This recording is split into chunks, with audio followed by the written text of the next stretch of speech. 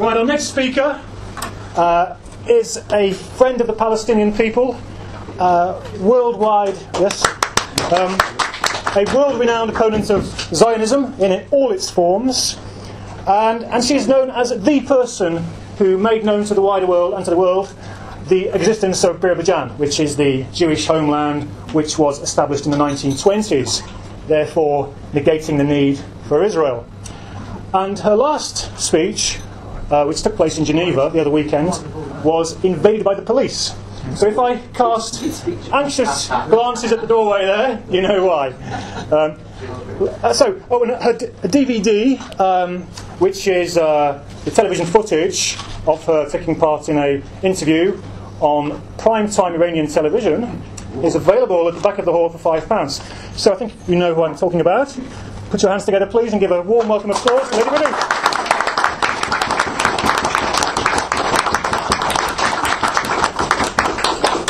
Thank you, friends. Actually, just hearing Lars's talk, Lars, I was at art school for 4 years in the late 60s, so I can concur with so many things you said. I can actually give you a lot of proofs, and I'm almost tempted to change my talk, but I think I should be like Little Red Riding Hood. When the wolf said to her, "I'm going to rape you," she said, "No, you're not." She said, "You're going to stick to the script." So I'm going to stick to the script, although I'm sorely tempted to talk about the art world, and Saatchi, whom I know rather well, and many other sort of issues there I'd love to talk about. And I think actually the Adorno School, and I wanted to write a piece about that when I was at Heythrop College, University of London, and that was one of the reasons why they threw me out. In my estimation, the feminists have adopted nothing to advantage from men. From time to time, I get into a little bit of trouble when pointing out that men dress sensibly like Muslim Pakistani women. You see, we see men, if you look at yourselves, apart from the T-shirts, which is American dress, but men's dress, you see, you chaps, from the wrist down and the neck up, as per, generally speaking, this costume. And that's very sound and sensible. Unlike men's sartorial vocabulary, which tells us only what they wish, you don't reveal to us anything that you don't want us to know. You don't compare yourselves to each other. You don't compare yourselves for when you were younger. So that we don't see, because you don't expose your nice, youthful chest, in later years you don't have to compete with yourselves when you cannot expose that nice, youthful chest because you'll have cragginess and so on. You don't even know, you're not even aware, most of you, that you have deteriorated because you don't have to be aware. Whereas foolish women and feminists have actually made, in the 60s, fallen for creating more titillating areas, zones of erogenous zones, than they were in the past. So instead of serving themselves better, women have actually continued to serve men better. And actually, I think that in the doing of that, they do not serve the relationship between men and women very well. But I'll come to that in a minute. So I would say with both the long and the short-term advantage, men never compete. I mean, imagine, Jez would like me to tell you of an incident I told him about between me and Omar Sharif. Well, I'll tell it at the end, because I've got so much to do, but only to say that if men were wearing a codpiece, for instance, there would be the opportunity for women to ogle them, to compare them, and make men feel very uncomfortable in all sorts of respects, as women do when they are being ogled by the way they dress. So that they invite comparisons between themselves, apart from the fact that they invite bad comparisons between their youthful selves and their more mature selves. I mean, for instance, the Victorian ladies were so clever that they had mittens when they were young, which looked very, very demure. But when they were older, those mittens concealed arthritis. So they were very sensible. So I wouldn't like to say that everything that the Victorians or the Edwardians composed for us in terms of where it was good, because actually in making a television commercial, because I act in television commercials internationally all of my life, I've learned firsthand all sorts of things that give me a certain sort of first-hand knowledge of why some things are not very good for women, but why they are. There I've given you an example of one with the mittens and the high collar, which we never see the difference between our youthful neck and our aging neck.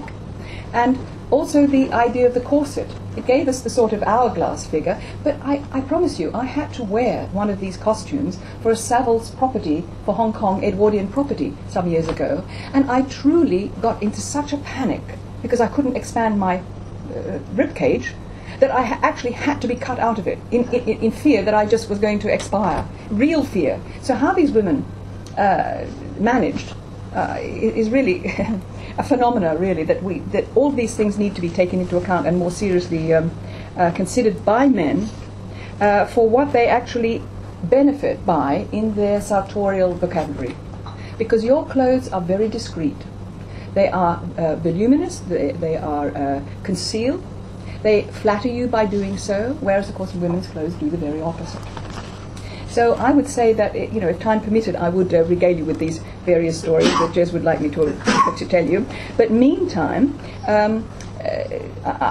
my frank opinions that I'm about to give you will probably give me the opportunity to design a whole new range of clothing for the betterment of men and women when I'm actually, knocked up in prison, probably at some point or other, for my opinions. Because, as Jez said, the police arrived in Switzerland mid-speech.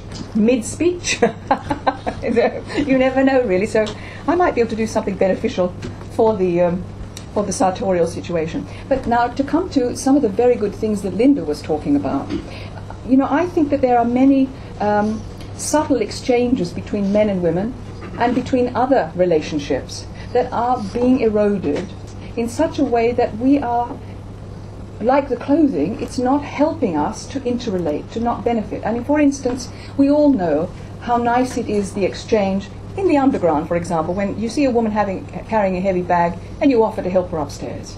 Now, you're not going to get anything from her, you're not looking to. But that little nuanced exchange that takes place where she thanks you genuinely and you receive that pleasure is that little nuance that is essential, I think. And it's been developed over the centuries. We are throwing those kind of nuances away in this over-familiarity and this lacking of distinctions, rather like Lars was talking about when he's talking about the democracy of art, these lovely distinctions that we have between how you speak to a person of authority, how you speak to a professional person, how you relate to your children, how you relate intimately, and so all of these things are being leveled, so that there are no nice distinctions that we enjoy. There's no money in it. There's no object exploitative gaining in it. We just like it. It makes us feel good. And I think it is something that is really one of the most detrimental things about the feminist con. That it's robbing us of all these nice things that cost nothing but make us feel heroic, make us feel gracious. To me, these are the day-to-day little things that I think are very, very valuable. So, and as I've said to you, I've acted in television commercials all of my life, up until I discovered the Palestine veterans, our British veterans of Palestine, 1945 to 48, who told a very different story, and I couldn't get anybody to archive their story. So, in desperation, I went behind the camera, which I'd never done before, hired a camera and recorded their archive. And then I filmed that, screened that film in the House of Lords and the House of Commons in 2001. And ever since then, I have been blacklisted in my profession, which of course is a very Jewish profession. I used to work a lot for Versace and Saatchi and so on. So, but since more recently, I've actually changed my stage name and my agent. And you'll be very happy to know that I have landed a job for Boots the Chemist. Now, whilst I'm very grateful for this very nice job that I've landed, and it's for the print advertising. In this I am a model, and the campaign I think starts this September, and it'll be in the shops and so on. But I was hoping and got very near to doing the TV campaign, and unfortunately lost it, probably because I'd already been chosen for the other part. But now, not to criticize my employer, but I would like to explain to you why I'm rather glad that actually I lost the TV campaign, because it's comprised of 3 commercials.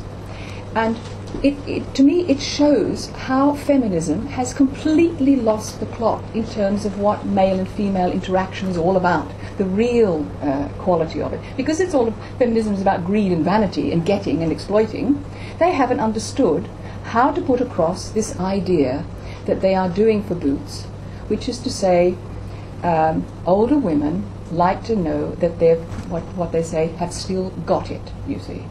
So in one of the commercials, you have a 40-year-old woman who's on a bus, and she's looking at a man about her own age, we think. But actually, you may have seen it.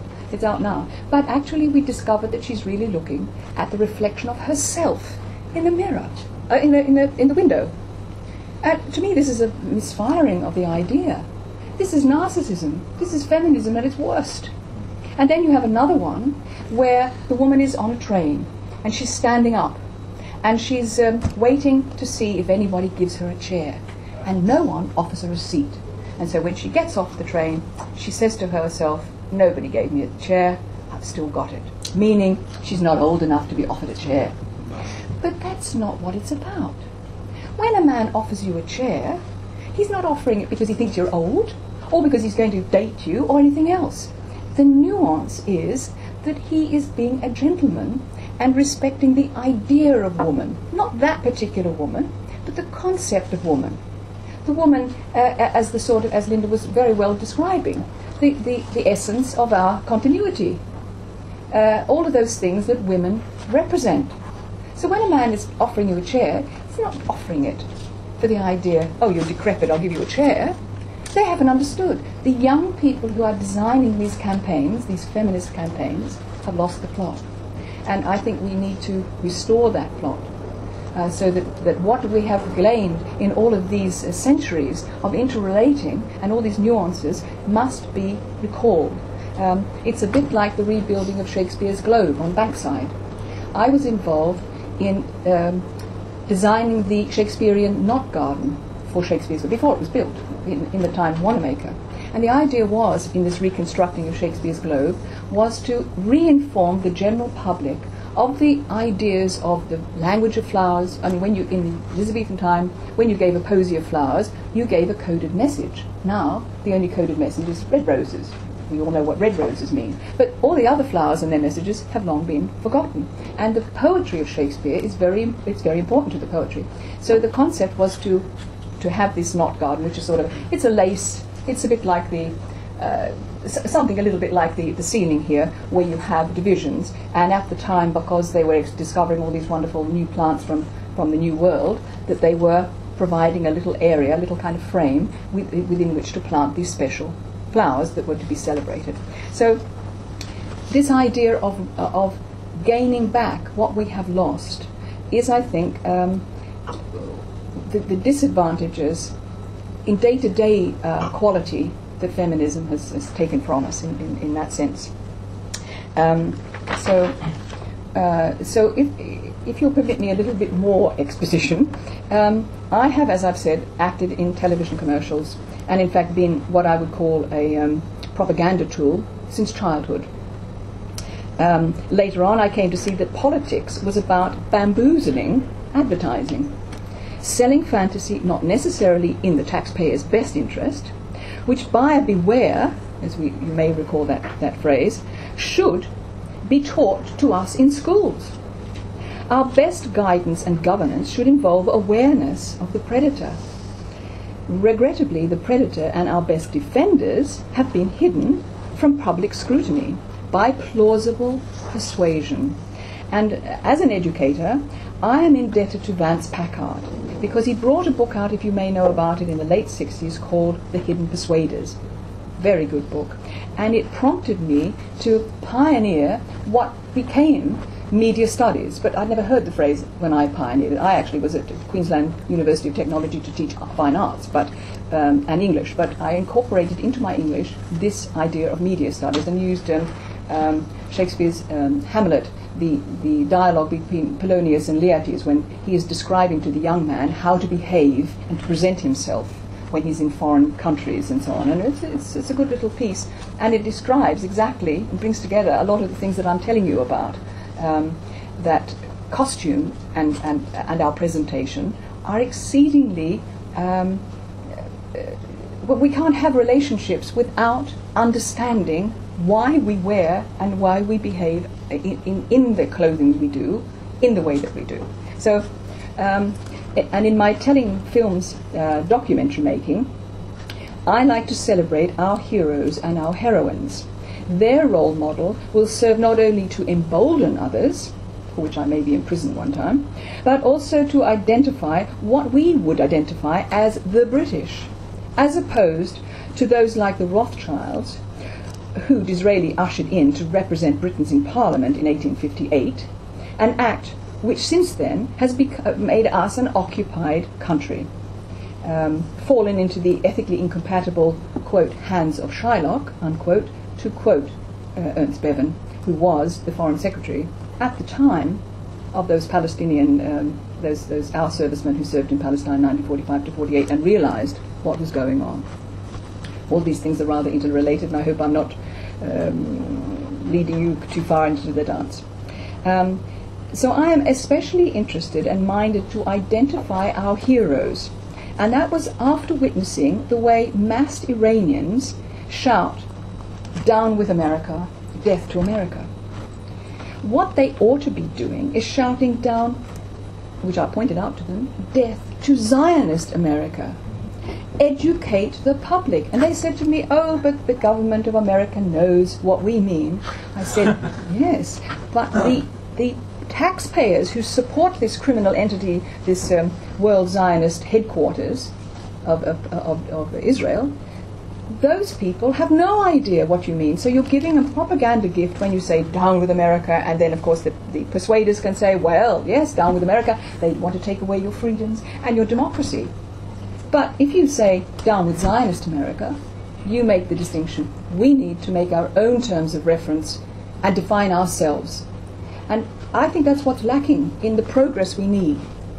Until we have a metaphysical description of what we mean to describe ourselves, we have the predator who defines us as Nazis, as this, as that, anti-Semites, as all this kind of stuff. We need to define, by means of knowing who are our heroines and who are our heroes, what are our terms of reference. And so I draw a big distinction between the suffragettes and the feminists. The suffragettes with a genuine article.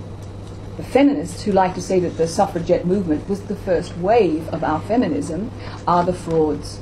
They're the fraudsters, the swindle speakers, because suffragettism and feminism are completely the opposite to my way of Jewish takeover. Yes, it's the twist speak, the swindle speak that is best exemplified by the Palestine Zionist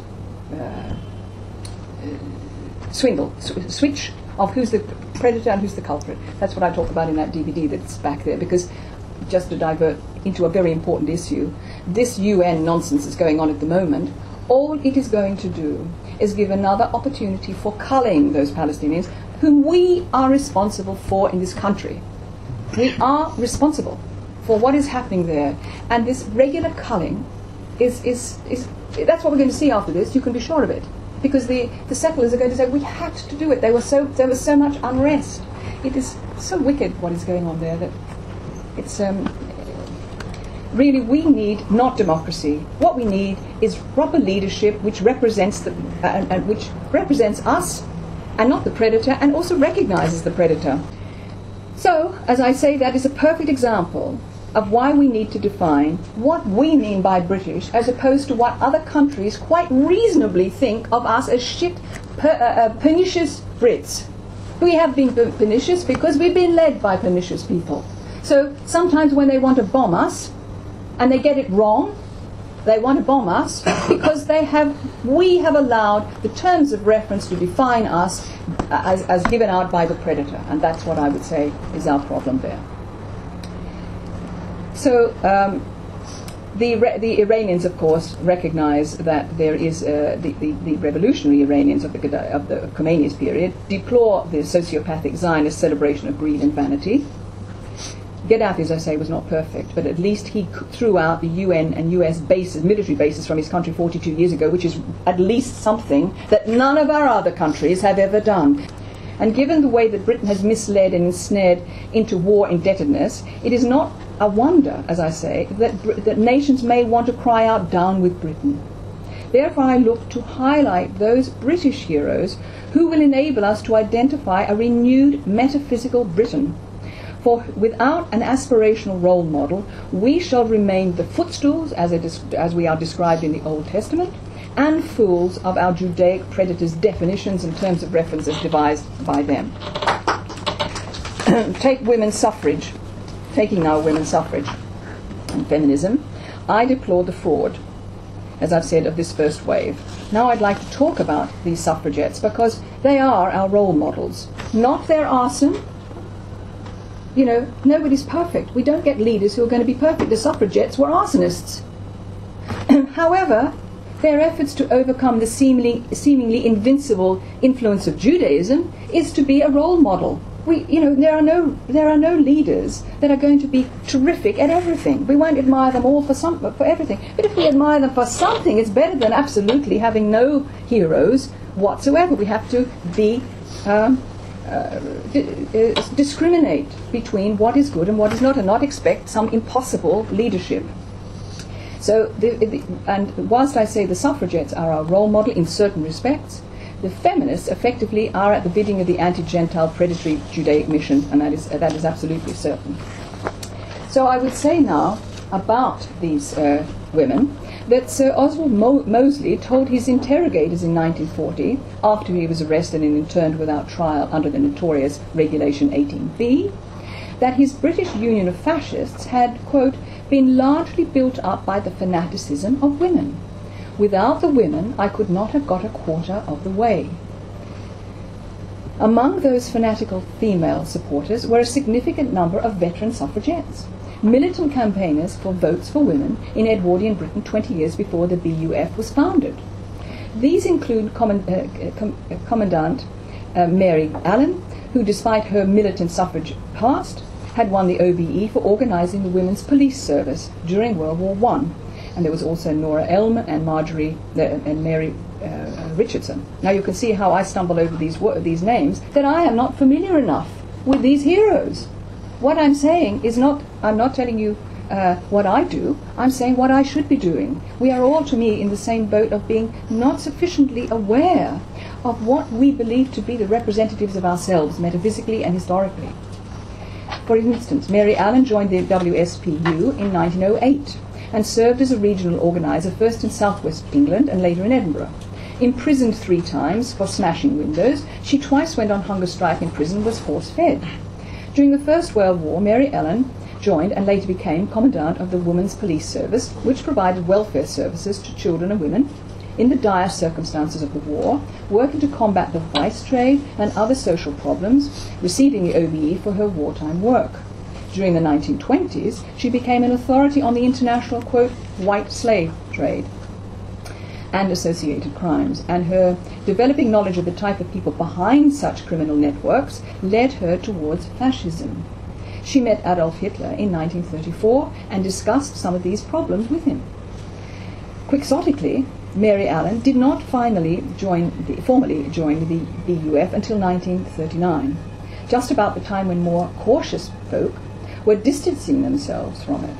However, even before then, she had developed BUF connections and had organised the Women's Reserve to fight subversion and defend Britain in the event of a communist takeover.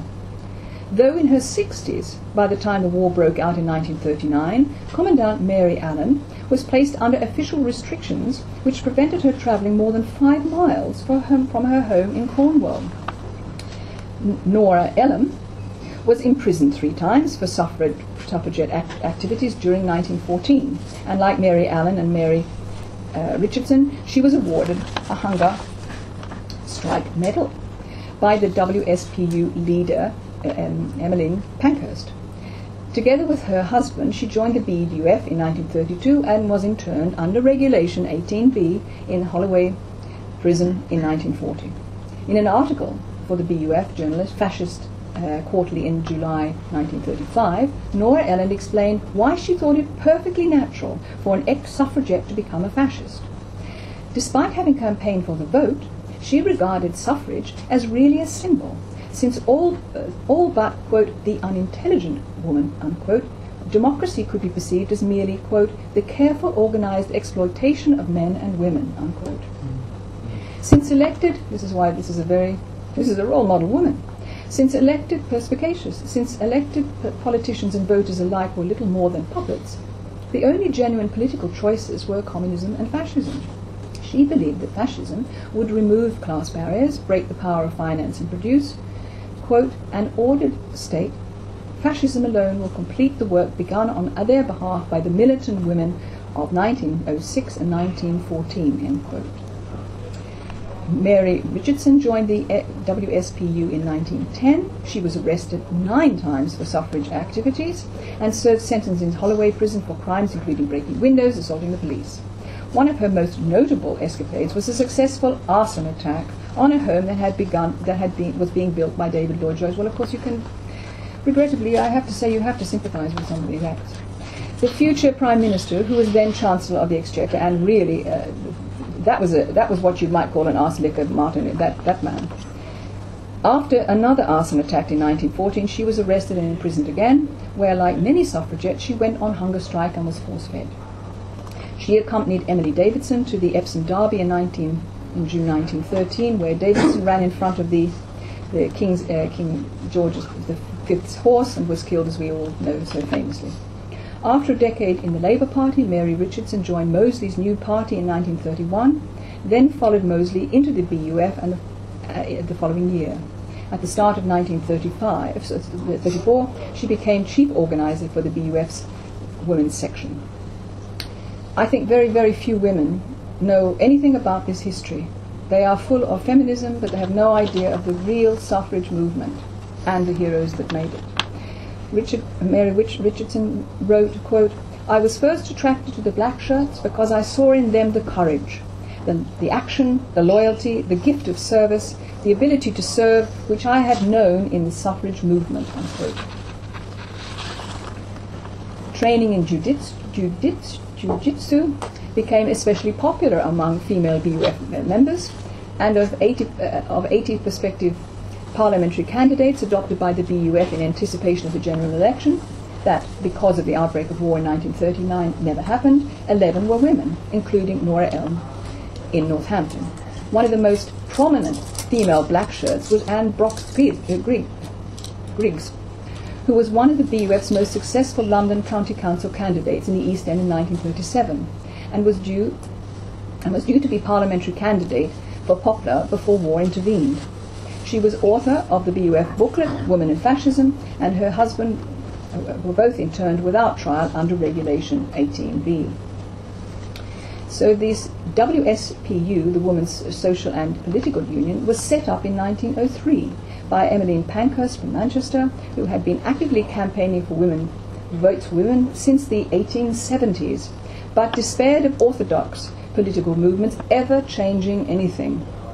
The group became more militant after 1906, and the Labour Party landslide produced no progress on the issue. So what are they to do? The suffragettes made a point of campaigning against all candidates from parties that did not officially support votes for women. In fact, they were not particularly politically astute, one might say, because this meant in practice that they were prepared to undermine individual Labour candidates who were pro-suffrage, allowing anti-suffrage conservatives to win. Nevertheless, they at least understood the desire to act with clarity. During 1908 and 1909, suffragette militancy increased, and prisoners began the tactic of hunger strikes. The Pankhurst family, as well as the wider movement, split at the outbreak of war in 1914. So that her daughters were pacifist objectors, but they didn't necessarily follow, as many people's children don't, the ideas of the parents, who generally feel that they have more expertise in the subject. The women's activities in support of the war movement helped turn the political tide in favour of suffrage, which was granted to women over 30 in 1918 and to women over 21 in 1928.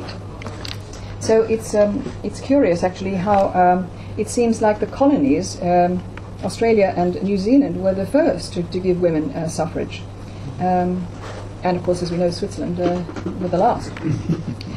But nevertheless, the Swiss have come good, and at the end of my talk I'm going to give you some positive news that's coming from Switzerland. Meantime, if we think of the three effects of feminism, as Linda has most ably described, it's the attack on traditional values, and I would say which includes the erosion of the subtle mores and the gracious exchanges long developed and cherished between men and women, along with the nuanced differences of relationships with intimates and strangers which are being eroded. Second, of course, is the reduction of the birth rate, and third, together with other factors, feminism promotes an infantile greed and vanity as good outlook, which of course is no basis for interrelationships, because you are only using the person as an object, not with any empathy. So suffrage was about the abolition of blatantly discriminatory laws, most notably, of course, about voting. But as Linda has pointed out, it was also the business about the property rights. And it wasn't until, well, actually we have it in the very telling story of Sherlock Holmes, where the villain plots to abduct and marry an heiress, since once she is married, he will obtain her property. So, there are these suffragettes dealt with real issues in a heroic, realistic, and they did it against severe odds. Just as we have to deal with the seemingly invincible predator, they certainly did, and they succeeded. If they can do it, we can do it. As I say, if Gaddafi can throw out the US military bases in his country 42 years ago, we should be able to do the same. If it's been done before, for heaven's sake, why can't we do it again? So, we have these terrible conclusions which these suffragettes could never have envisaged, where there are so many marriages now and so many lack of marriage, so many marriages which don't produce children, as Linda was saying, because the people feel that they cannot have the goods they need, so that both of them have to work. Then you have now unmarried females. This is a tragedy. Actually, one thing I would disagree with Linda, I don't think that women should turn to having children without a husband. I think a child has a right to have a father, especially a father that is known, not to some sort of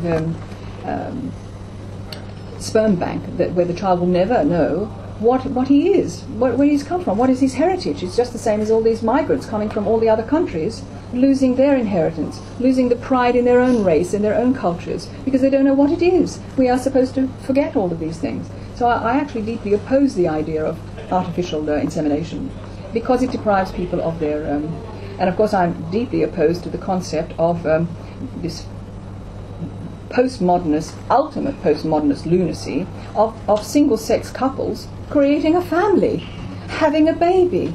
That is completely against natural law. What people want to do sexually in their own privacy is their own business. But the concept of trying to tell society that single-sex people can make a baby, how ultimately fuzzy thinking is the postmodernist lunacy about that? A child has the right to have a mother and a father, and they certainly have a right to know who their mother and father is, so that they know where they've come from. They're not just, as we know, standing here. They're coming from millennia of other people before us. Those are our roots.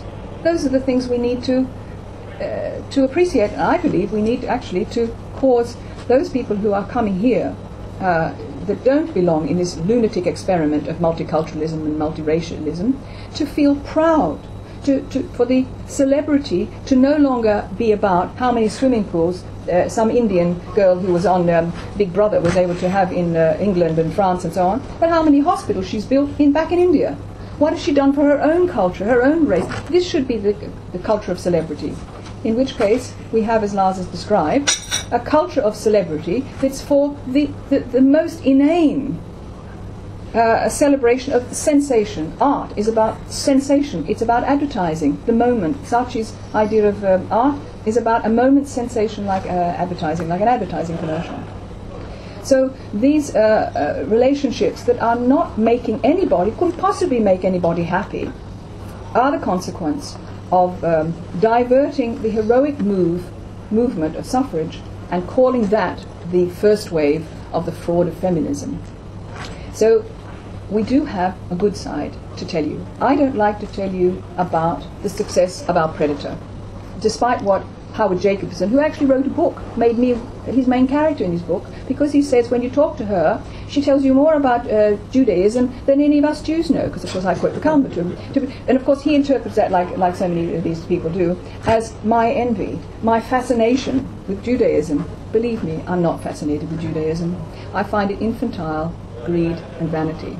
What I like to do is to find our heroes and to embolden us with our veterans, so that we have something positive to look up to and something to feel ourselves as our metaphysical goals. And we have many, my gosh, and they are in their 80s. There are some fantastic people. That's what I like to make my archive. What I do all the time is to make archive of the people that I find, so that we will get to know about them and other generations will know who stood up, who had the backbone, who were willing to risk their livelihood, because it's all based on that. I don't know who to quote, but the person who said the fear barrier is all about you can't get someone to listen whose livelihood depends upon their not hearing, and that's all it is. So, we have to find a way of making people feel they can join us, but I'll tell you a little bit about that later. Meantime, during the 20th century, the European right attempted a counterattack to the dead-end feminism's idea, which may or may not have occurred then, but the concept, the mindset are still being propagated, because as we know, these things are propagated long in advance. Our predator works by gradualness, because as Bertrand Russell on his deathbed in 1970 said, every Israeli expansion is an exercise to discover how much more Israeli aggression the world is going to tolerate.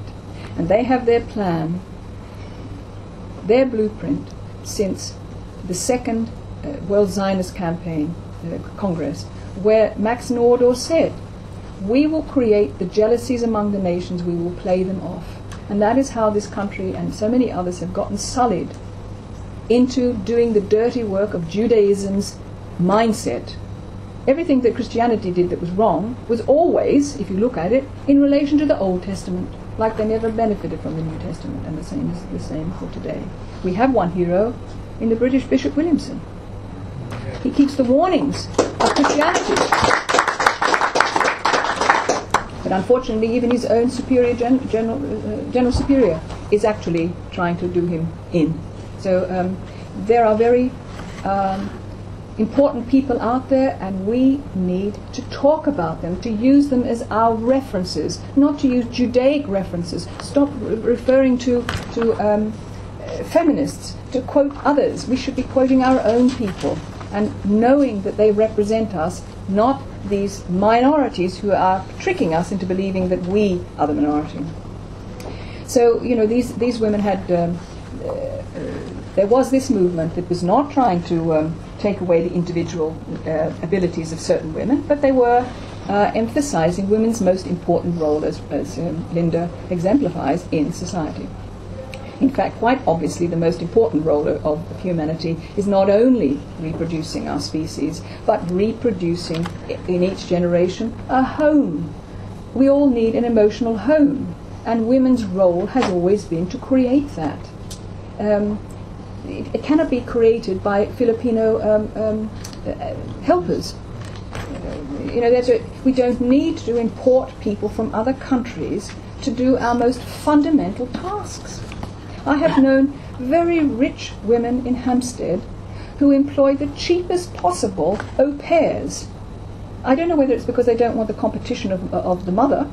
If they employed a proper nanny, maybe they feel there's I don't know, or whether it's just penny pinching. But the concept of leaving the most important thing in life to a foreigner who doesn't even know what they want to do in life, because they're an au pair, has got to be the height of madness.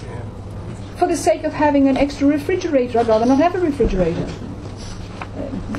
Just as well, because it'll be going pretty soon.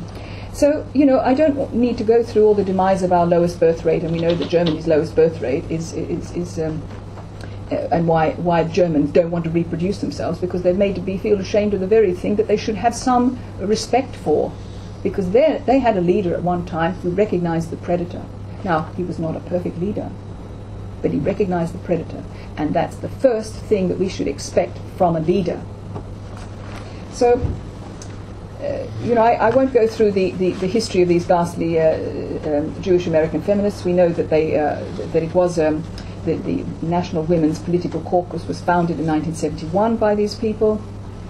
They have their fantasy of fork-tongued anti-Gentile fraud, where they speak of the traditional structure of society being condemned as elitist, patriarchal and racist, yet they are Jewish fundamentalists and they support Zionist Israel, and they don't want, and never do, look to Judaism for the origin of these patriarchal ideas, which have not served well women.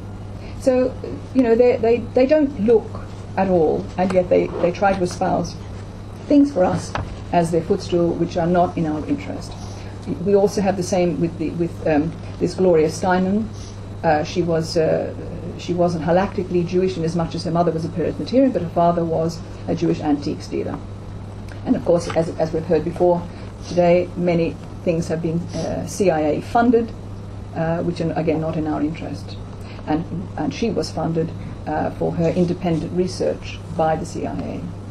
So she campaigns for equal rights, but as we know, equal rights means equal rights to pillage and plunder the unwary, as a buyer beware. That is not equal rights in the terms that our classical tradition would understand it. So she was the one who, this Steinem, who began the Ms. magazine. And extraordinarily enough, there was an occasion where the magazine should have been criticizing itself for its sexist object exploitative approach, when they had a program of ads depicting a semi-nude woman in a particularly explicit scene with a man, with the idea obsession for the body. You didn't see her head, you just saw her body. So, as I say, and as Linda has said too, the idea is that we are taking the worst ideas, not the best ideas. The wisdom of men has not occurred to the feminist movement. The wisdom of men has occurred to the suffragettes, who brought us in line with the best aspects and the ideas for men, but not the feminists.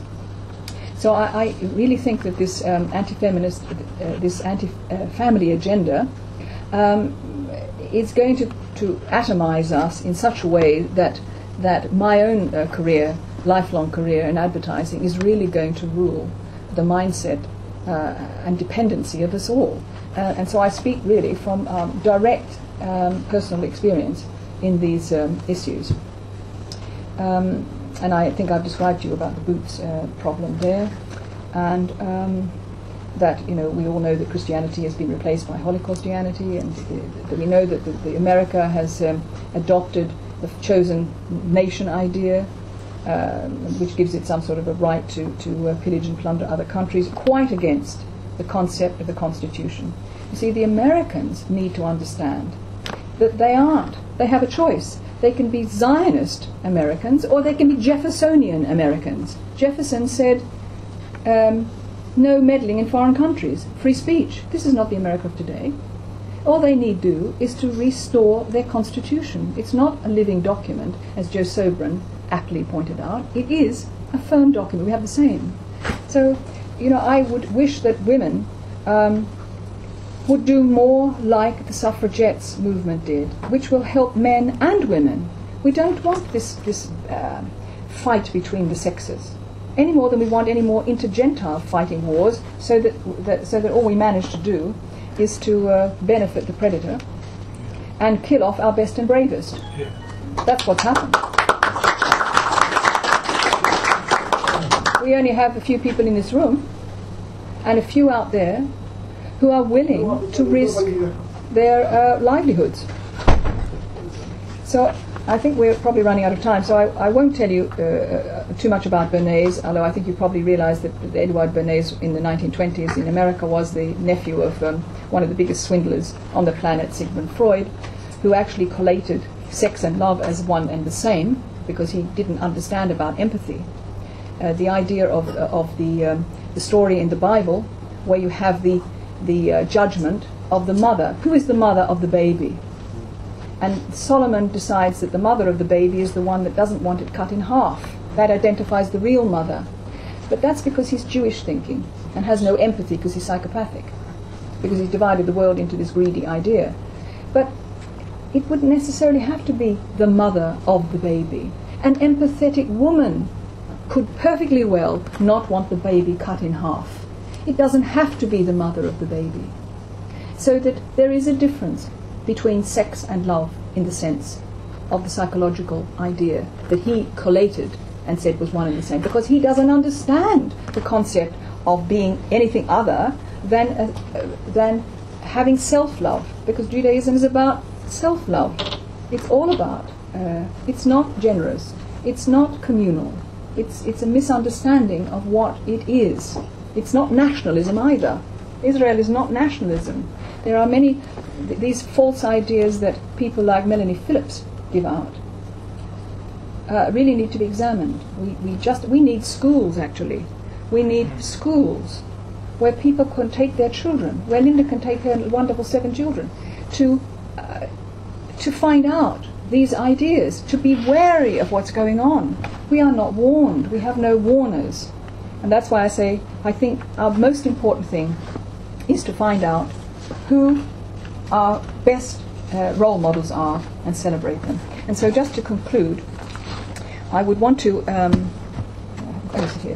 say to you, there is on the horizon a unifying movement called European Action. Now this is not to be confused with the local one that is in fact completely opposed to the idea of Swiss European Action. Its goals are these, and I've left these sheets up at the back of the room, so each of you please take one, because I'd like to consider joining what will become the wise opponent of our only seemingly invincible anti-Gentile predator. And this is a Swiss movement by Bernard Sharp, who happens to be one of my fellow Tehran committee members when we had that review of the Holocaust in 2006. It's in English. You can, you'll see, I've given you the website, and there's a section in English. The speeches that were made a weekend ago in Switzerland are all up there. And it has 7 objectives. The first objective is restoration of freedom of speech. The second, withdrawal of all foreign troops. The third, reparation of non-European immigrants. 4, self-determination for the German peoples of the Federal Republic of Germany and Austria regarding matters of state. 5th, the creation of a European confederation. 6th, transition of the monetary system and the media into public property. And 7th, the restoration of tradition, fighting against decadence and the destruction of the environment. Now, if you think you can agree with all 7 of those, please consider what we can do in this country to form a branch of this. Because I don't think that anyone need fear any one of those 7. I don't think it can be classified as anti-Semitic or any of these other things. These are not frightening concepts. These are rational concepts. And I really do think that there is a chance that we can start uniting our people, because we can't do it alone. One nation cannot do it alone. We have to unite so that we have a voice to undermine the UN and all of its nonsense. And so I suggest that you consider seriously and think about what we can do about this, because I think there's a vital contribution that we need to have, and we can't do it alone. So I thank you, Jez, for giving me the chance to explain that to you. I don't belong to anything except that. I'm not a joiner of anything, but I think this movement from Switzerland is something that is the way forward, and I'm all for positive. I'm not interested in anything but positive. We must have victory, because it's only historical necessity for us to have victory. Otherwise, we will have no history. We will have nothing. And all of these wonderful talks that we have with Jez and Troy, and over the years, wonderful people who have stood up, and we celebrate them. We're not celebrating them widely enough. We must give the world and our own people to understand what we mean by British and what we say is British. And that's not Cromwell. That's not Churchill. That's not all these lying bastards that are running our country at the moment at the behest of a predator, to whom we are in usurious debt. Let us find and identify the people that have been there all this time. They're still there. Jordan only died. Colin Jordan only died not so long ago. All of these people need to be celebrated. Even Martin, I celebrate, because these are the veterans. Now, talking of heroines, at this talk where the police raided the meeting, the ladies in the audience kept the police talking so long that the men managed to escape through the toilet window. So, if that isn't a heroic act, what is? Thank you very much.